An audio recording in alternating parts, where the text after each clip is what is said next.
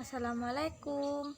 Alhamdulillah kita bisa bertemu pada pembelajaran kali ini. Nah, pada pertemuan kali ini saya Rofiatun Nikma akan membahas tentang singkatan dan akronim.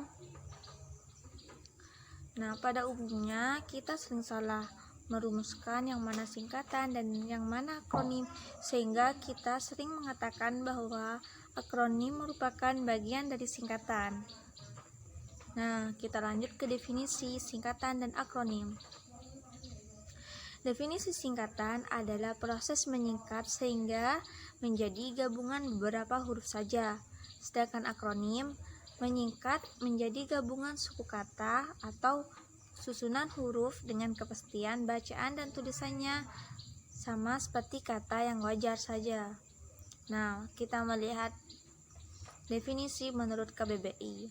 Dalam KBBI, akronim merupakan kependekan yang berupa gabungan huruf atau suku kata atau bagian lain yang ditulis dan dilafalkan sebagai kata yang wajar. Nah, misalnya ponsel artinya telepon seluler, tidak ditulis dengan TS atau telepon seluler tidak, tetapi ditulisannya menggunakan akronim yaitu ponsel. Nah, lanjut ke definisi singkatan, yaitu hasil menyingkat atau memendekkan berupa huruf atau gabungan huruf, misalnya DPR, KKN, YTH, dan lain-lain. Nah, agar lebih paham, kita akan membahas tentang contoh singkatan dan akronim.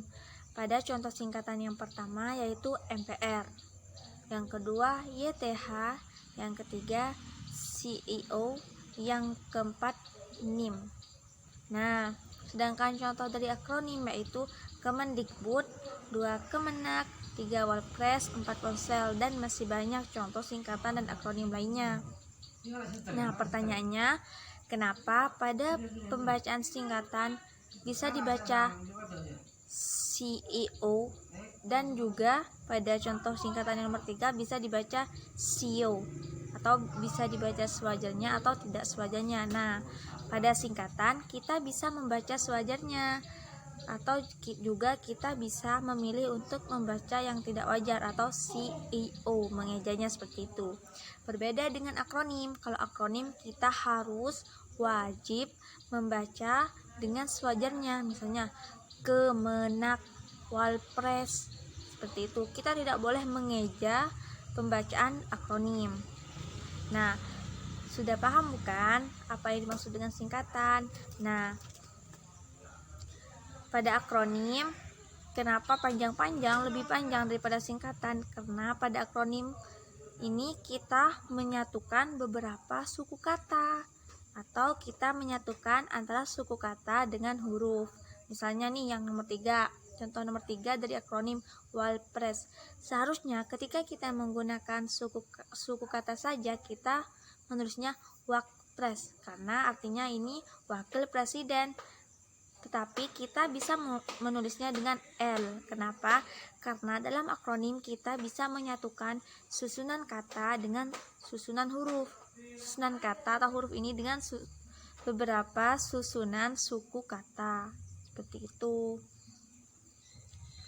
Nah, lebih jelasnya kita harus memahami atau mengingat perbedaan mencolok antara singkatan dan akronim agar tidak terjadi pertukaran antara keduanya.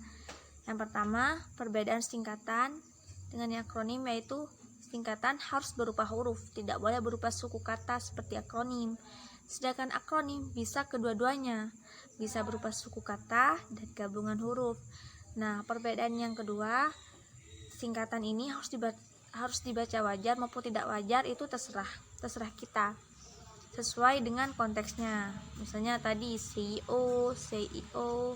Nah, sedangkan contoh NIM kita tidak mungkin membacanya NIM, itu kan terlalu ribet. Nah, agar fleksibel kita bisa membacanya dengan NIM.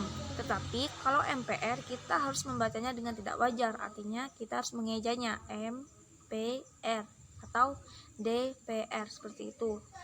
Sedangkan akronim kita ini harus membacanya dengan wajar. Mengapa? Karena dalam akronim Pak ini berupa susunan suku kata atau huruf. Misalnya Kemendikbud, Kemenak, kita tidak boleh membaca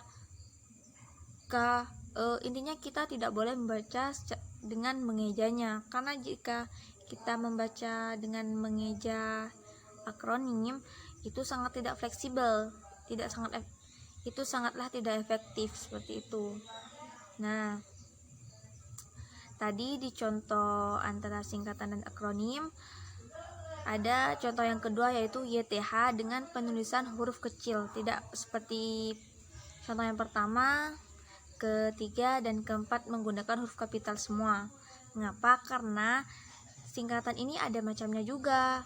Yang pertama bisa juga berupa nama jabatan, nama sapaan, nama gelar. Nah, pada nama-nama jabatan, sapaan, dan gelar ini kita harus mengikuti tanda titik.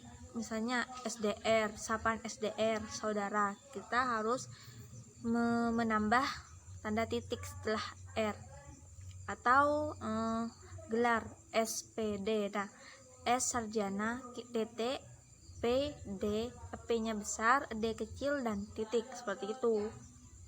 Dan yang kedua, macam yang kedua yaitu nama lembaga pemerintah.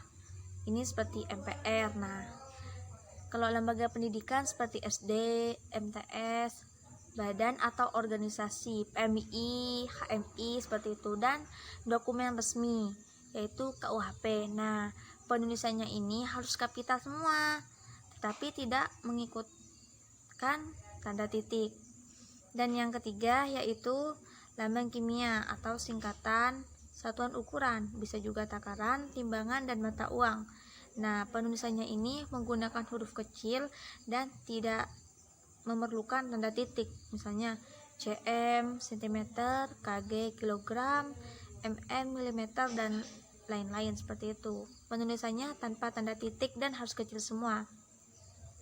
Dan yang keempat yaitu singkatan yang terdiri dari 3 huruf atau lebih, misalnya dan sebagainya, ditulis DSB titik, DKK dan kawan-kawan titik, atau juga dan lain-lain, DLL titik. Nah, meskipun tidak di akhir kalimat, ketika kita menggunakan singkatan DSB, DKK, atau DLL, kita harus menggunakan titik, karena itu sudah pengaturannya seperti itu.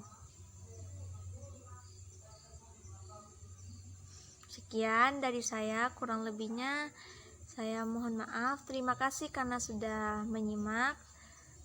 Wassalamualaikum warahmatullahi wabarakatuh.